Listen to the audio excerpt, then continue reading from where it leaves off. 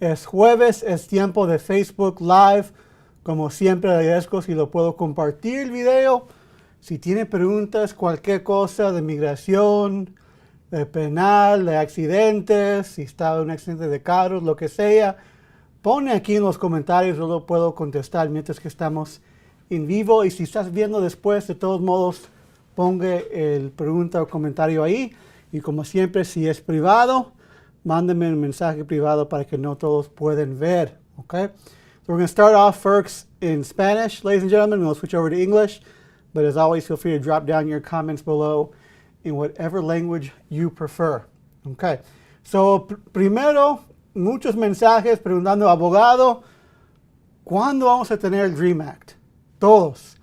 Es el número uno pregunta que yo tengo en Facebook, en YouTube, en todos los canales. El DREAM Act, el DREAM Act, el DREAM Act. Y perdón, pero tengo que reportar que no hay nada nuevo en el Senado sobre el DREAM Act. Hay muchos grupos, aquí el Arizona Dream Act Coalition tuvo una manifestación y alrededor del país lo están haciendo manifestaciones en frente del senador Cornyn en Texas. He visto muchos. So, tenemos que seguir haciendo eso.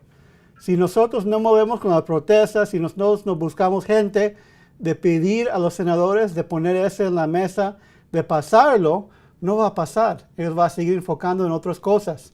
So, sigue empujando por el DREAM Act. No hay nada nuevo ahorita, pero como siempre pongo sus preguntas. Si usted tiene abajo, yo lo puedo contestar ahorita. Otras noticias en el mundo de migración. El Corte Suprema tomó un caso de migración, no de DACA, no de asilo, pero de una cosa que se llama TPS. TPS es muy popular y muchas personas lo estaban recibiendo su permiso de trabajo, promesa de no ser deportado, como los de Venezuela ahorita sí pueden aplicar por eso, y lo estaban arreglando cuando sus hijos cumplieron 21 años. So, unas personas pusieron su aplicación, dijeron tengo TPS, mi niña ya tiene 21 años, ya quiero ser residente permanente. El Corte Suprema parece que va a cancelar eso. Va a estar de acuerdo con migración, va a decir no, TPS no es una admisión al país y nada más lo puede arreglar dentro del país, como siempre, si tiene una admisión, si entró con visa, si alguien puso petición para ustedes, sus papás, antes de 2001, o si tiene advance parole que salió del país y regresó. Esos tres asuntos, ¿verdad? O alguien en el ejército, uno de sus hijos, un esposo o esposa. Estaba intentando usar TPS como una admisión. Y es lógico, ¿verdad? Porque en migración la ley dice tiene que ser inspected and admitted, que usted tuvo que presentar a migración y ellos tuvo que decir, ok, puede entrar. Pues es lógico, una aplicación de TPS, usted dice, aquí estoy gobierno, aquí están mis huellas, no tengo récord criminal muy malo, no tengo felonías agravadas, no tengo nada grave, dame el permiso de trabajo, promesa de no ser deportado. Eso puede ser una inspección y admisión. Pero parece que el Corte Suprema sobre las preguntas, no hay decisión todavía. Y siempre puede tener algo de decisión que es diferente de las preguntas, pero la mayoría de preguntas que hicieron los jueces del Corte Suprema eran negativos y desafortunadamente eran en contra de nosotros. ¿Okay? También mucha gente me ha preguntado, ley de los 10 años, abogado, ¿qué tal la ley de los 10 años? Y la ley de los 10 años se llama en inglés Cancellation of Removal for a Non-Legal Permanent Resident. Lo que tiene que probar para ganar un caso de cancelación de deportación es que tiene más de 10 años en el país, la ley de 10 años, es muy común en nuestra comunidad decir eso. Usted tiene hijos o esposo o mamá o papá que son residentes o ciudadanos y ellos van a sufrir daño extremo, extreme and unusual, lo dicen, para que usted pueda quedar en el país. Lo que yo quiero hacer es agarrar una transcripción de uno de esos casos, porque mucha gente piensa, oh, es fácil, 10 años, si tiene un hijo lo puedo arreglar. Pero yo he escuchado a fiscales del gobierno, a jueces diciendo, su hijo va a sufrir mucho daño, va a ser dormidos, va a tener que vivir con otros parientes, va a tener un mamá, un papá nada más. Eso es daño normal. No es daño extremo como necesito la ley. So, mucho cuidado, no quiere que mi comunidad esté engañada de gente diciendo, pone una aplicación de asilo para agarrar un permiso, para que sea negado, para que pueda pedir ley de 10 años y ahí hay reglas. Siempre, siempre analice su caso con un abogado de migración de buena reputación antes que mandar cualquier cosa a migración. ¿Ok? Muy importante. All right, my man. Kaylin loves Spanish, loves the sound of my voice. Appreciate that, Kaylin. And English, other people understand. Absolutely. I'll speak in English. You work on learning Espanol, beautiful language, and then you can understand both times I'm speaking. All right? And Plot over here, my friend from The Simpsons, they aren't going to end the filibuster. He thinks they might be able to pass the DREAM Act via bipartisan support. It doesn't appear we're getting much movement in the filibuster, right? There is a growing movement to ask people to end the filibuster, but it still very much seems to me to be in the beginning stages and doesn't seem to be getting much traction. And I think the route that the Democratic senators have been showing us they're going to go so far is most certainly the route of trying to convince 10 Republicans to come on board.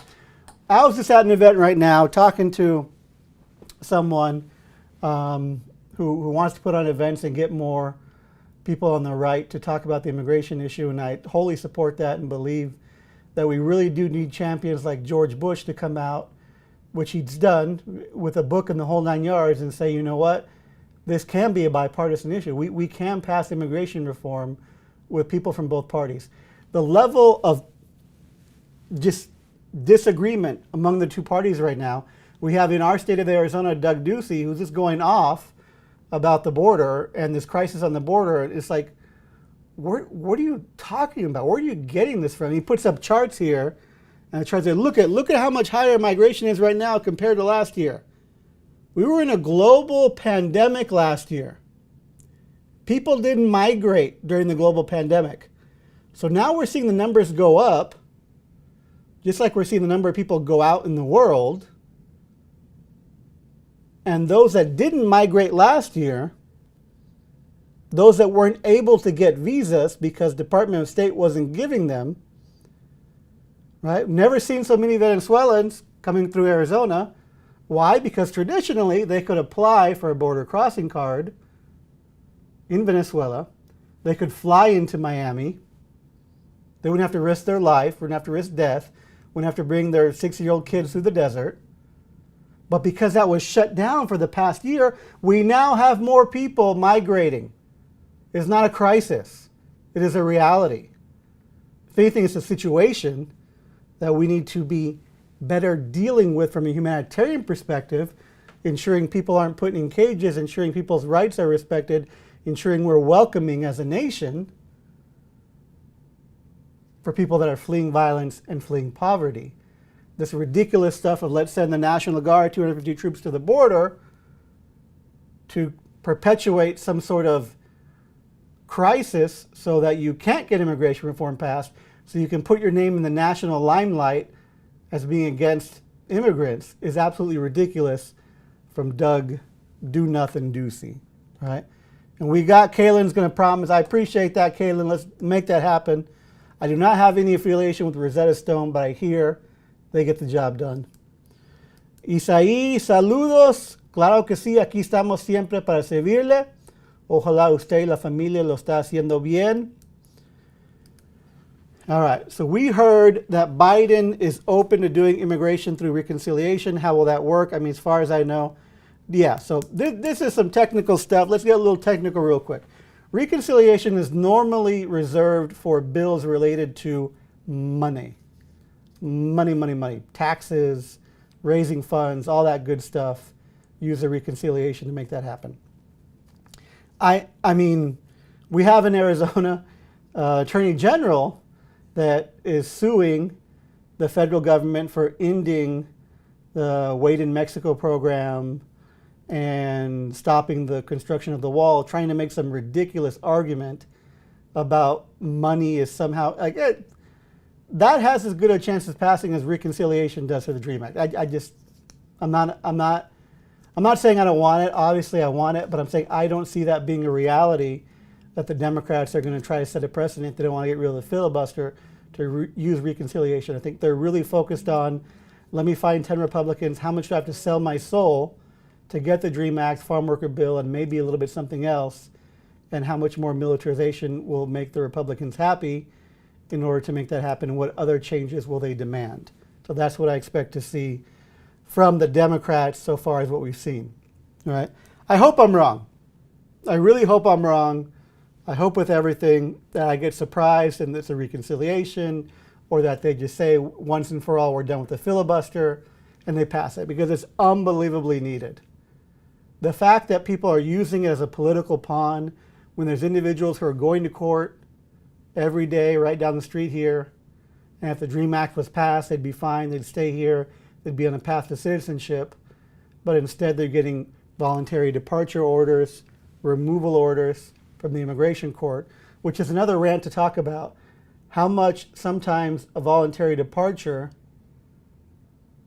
is the same as a deportation order, yet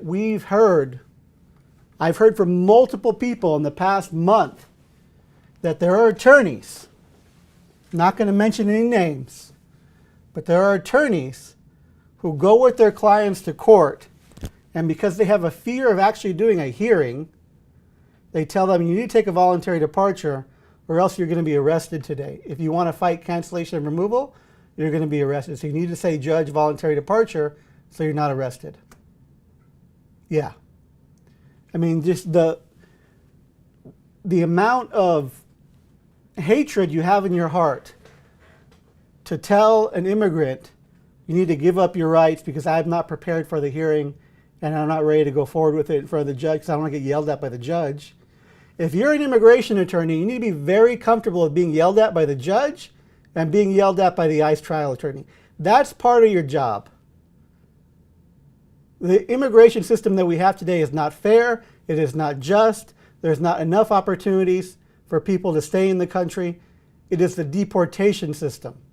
And our jobs as immigration attorneys are to go in there with our clients, fight as hard as we can, put forth their case, put forth their life, make the most passionate defense that we can, make the record for appeal, make as many issues as we can for appeal, and fight. Not to go in there and tell people, take your voluntary departure or else you're going to walk out in handcuffs today, which is a lie. But here we have, in this world, attorneys who are more interested in making money than they are in serving the community. And I have no problem with making money. I have no problem with business. But don't put the dollars in front of your community. Nothing good will come out of that, right? And Griselda, this is so true. The immigration system is complex, it is frustrating, it is illogical, it is irrational. Why is it that someone that left from 94 to 95 and came back can still adjust, but someone that left from 99 to 2000 cannot? Not logical. Not fair. Most people are like, what is this guy talking about? That's immigration law, because it makes no sense. But if one certain thing happened, if you admit, yeah, I tried marijuana one time in college, denied, right? It's just so illogical and so archaic, this immigration system, that's not catching up to the reality of the world that we live in today. Okay, Vladimir. Vladimir comes with the questions in Espanol, but it says Vladimir. I love it. Vladimir got no fear and speaks in multiple languages. ¿Qué se sabe? Los casos de migración ya se pueden cerrar administrativamente. Excelente pregunta. So, déjeme decirle a la comunidad qué está pasando. Antes tuvimos el poder de decirle al juez, mira juez, esa persona no califica por cancelación de deportación porque tiene nada más 8 años aquí, o tiene 20 años pero sus hijos ya cumplieron 21 años. No hay remedios, no hay asilo, no está un caso muy fuerte bajo los muy limitados opciones que tenemos en migración. Pero por favor, juez, en su discreción, como usted es abogado, como usted es oficial de corte, como usted viste, como un juez de veras, cerrar el caso, Cerrar el caso, ponerle un archivo y dejar que mi cliente y yo salga afuera. Y mi cliente queda como indocumentado aquí en el país. La administración de Trump quitó ese poder a los jueces. Entonces, ¿qué es? No son jueces, no tiene poder ni decir que no quiere deportar a nadie, ¿verdad? Nada más la muy limitada discreción de dar cancelación o asilo, pero no tiene discreción de cerrar los casos. Ya tenemos cuántos días con Biden. Está haciendo publicaciones que ya tiene millones de personas vacunados. Está haciendo cosas muy buenas. Pero para la comunidad de migración, no podemos pedir al juez de cerrar el caso administrativo. Pues sí podemos pedir, pero los jueces todavía no tienen el poder. Y el sistema de migración está tan ridículo que el abogado general del país puede tomar un caso, quitarlo del juez, quitarle los abogados y decirle voy a poner mi opinión sobre este caso. Y decirle ya los jueces tienen poder otra vez a cerrar los casos administrativos. So, la respuesta, Vladimir, perdón, todavía no podemos, los jueces todavía no tienen poder de cerrar los casos administrativos. Es la cosa que necesitamos, es la cosa más urgente que necesitamos que la administración de Biden hace para personas que están en proceso de deportación. Y mis amigos, si está en proceso de deportación y tiene un caso de visa U que estás esperando, hay un caso, un corte federal que dijo, si tiene su audiencia próximo antes de como la mitad de junio o su deportación programada para ahí, puede pedir ICE por una extensión o una parada de su deportación porque están considerando el corte que si tiene visa U esperando, que no lo deben deportar. Es un caso federal muy importante, toda la comunidad debe saber eso. Okay? So what I just said right there, ladies and gents, is about administrative closure. Let me explain to you administrative closure. Before Trump, BT, the world BT, immigration attorneys could walk into court with their client and say, Judge, this is a really good person. The immigration laws are so limited. We're not going to win cancellation. We're not going to win asylum. We're not going to win adjustment of status. But you know what, Judge? My God, this person's been here 20 years. They got kids that already have their own kids. They're grandparents now. They go to church. They serve in their community, right? Let's not deport this person. Let's administratively close this case. Let's put the file in a drawer, let the person and me walk out, let's go on with life. Any other result would be an injustice, Judge. Guess who took that away? Donald Trump. His attorney general assigned a case to him that said, you know what? Immigration judges don't have that power. And maybe we shouldn't even call them judges, right? Administrative law person, if they don't even have the power to close a case. So Trump took that away. And how many days are we in now with the Biden administration? We still don't have it back.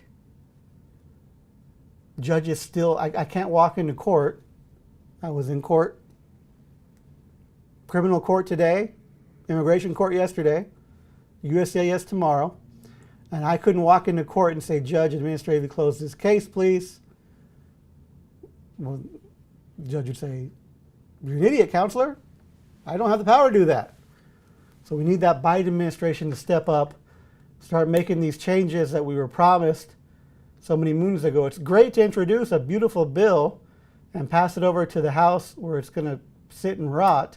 But how about some real tangible changes, like bringing back admin closure to the immigration judges? All right. Mi placer, Vladimir. Gracias por nos está viendo. Muchísimas gracias. That's right. That's right. Plot's got it down here. This is what's going to screenshot that. Send it to your Republican uncle and aunt. This is all it is. Born in the beautiful town of Douglas, Arizona. Live in Phoenix now.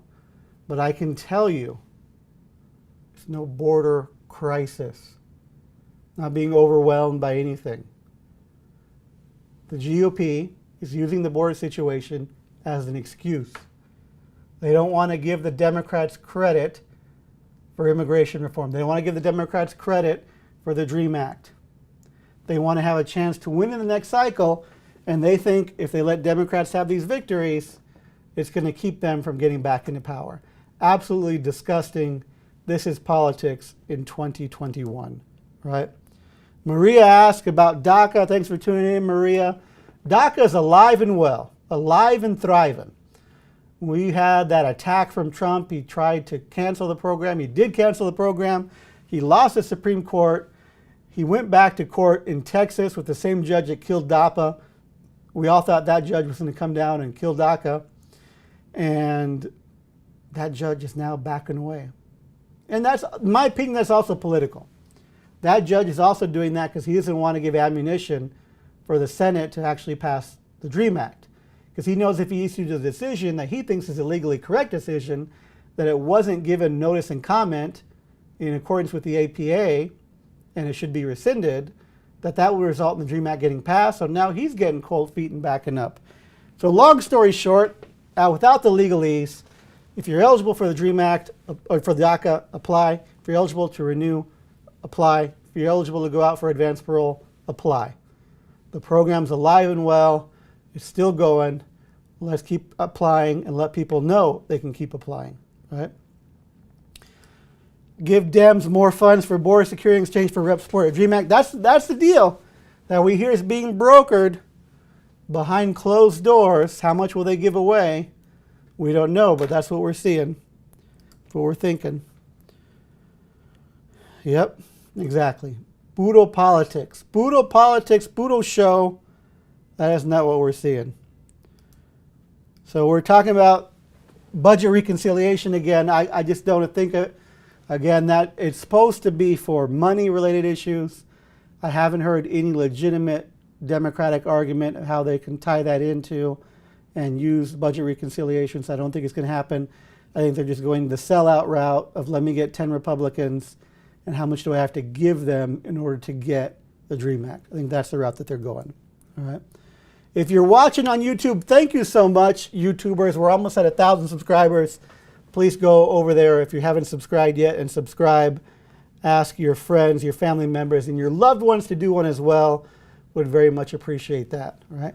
If you have any questions, comments, si tienen preguntas, comentarios, por favor, póngalos abajo ya.